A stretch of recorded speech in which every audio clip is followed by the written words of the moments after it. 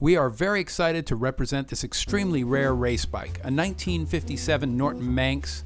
This was owned by Bob Keeler, a former Isle of Man TT winner.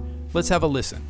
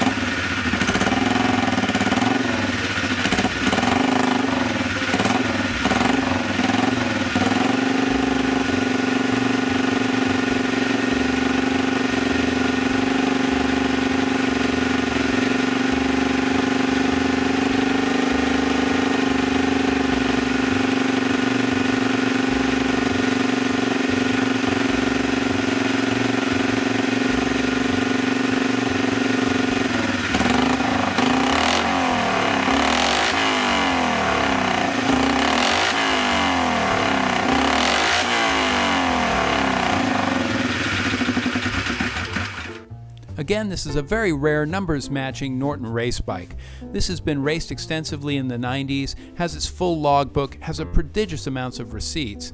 It's had its engine and gearbox rebuilt and has been prepared for concours presentation. In fact, the current owner has shown this at Pebble Beach amongst many other concours. For more information, look for us at Genau AutoWerks.com.